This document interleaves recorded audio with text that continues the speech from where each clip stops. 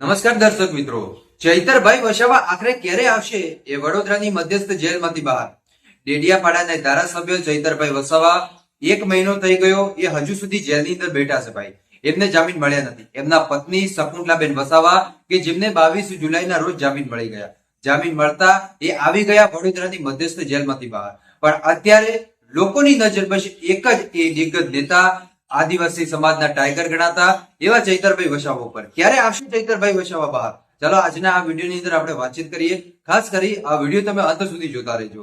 વિડીયોની શરૂઆત કરીએ એની પહેલા એક લાઈક કરી નાખજો. ચેનલ ઉપર પહેલી વાર જ આવતા હોય તો દર્શક મિત્રો આ ચેનલને પણ તમે અવશ્ય સબસ્ક્રાઇબ કરજો, જેથી કરીને આવનારા સમયની અંદર હું કોઈ પણ આવા નવા વિડીયો નાખું તો તમને સૌથી પહેલા મળતા રહેશે. દર્શક મિત્રો, ચૈતરભાઈ વસાવા ખાલી નામ જ કાપી છે. તમે કોઈ પણ દિશાની અંદર જાઓ કે કોઈ પણ ખૂણાની અંદર જાઓ, તમને ચૈતરભાઈ વસાવાના નામો ઘણા બધા સાંભળ્યા હશે. ચૈતરભાઈ વસાવા જે હંમેશા માટે ઘણા બધા કામો કરતા આવ્યા. ડેડિયાપાડાની અંદર આદિવાસી સમાજ માટે એમને ઘણા બધા કામો કર્યા. ઘણી બધી વાર જેલની અંદર ગયા. હમણાં 3 મહિના પહેલા તમને ખબર હશે એમની ઉપર એક કેસ થયો હતો કે સંજય વસાવા ઉપર જે કાચનો ગ્લાસ માર્યો, એ કેસની અંદર એમની ધરપકડ થઈ. ત્યારબાદ 80 દિવસ સુધી જેલમાં રહ્યા હતા.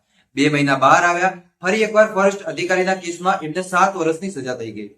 હવે જયારે 7 વર્ષની સજા થઈ ત્યારબાદ આદિવાસી સમાજ મેદાને આવી અને જેટલું બને એટલે કોશિશો કરી, છતાંય ચૈતરભાઈ વસાવા એ જેલની બહાર ન આવ્યા.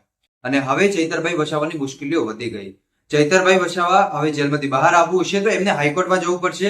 હાઈકોર્ટમાં અરજી કરવી પડશે. ત્યારબાદ ત્યાં સુનાવણી થશે અને જયારે એ સુનાવણી થશે ત્યારબાદ ચૈતરભાઈ વસાવા જેલથી બહાર આવી શકે. એ પણ જજ સાહેબ જયારે એ જામીન આપે ત્યારે. પણ જો જજ સાહેબ જામીન આપશે તો ચૈતરભાઈ વસાવા બહાર આવશે ને. પણ જો જજ સાહેબ જામીન નહીં આપે તો પછી ચૈતરભાઈ વસાવાને બહાર નીકળવું ખૂબ જ મુશ્કેલ. દર્શક મિત્રો, તમને શું લાગે, ચૈતરભાઈ વસાવાને જામીન મળશે કે કેમ? એકવાર કમેન્ટ કરીને જરૂર બતાવજો. મળીશું આપણે નવા વિડીયોમાં નવા ટોપિક સાથે. ત્યાં સુધી બધાને જય માતાજી, જય દ્વારકાધીશ. આગળ પણ આનો સપોર્ટ કરતા રહેજો. ધન્યવાદ.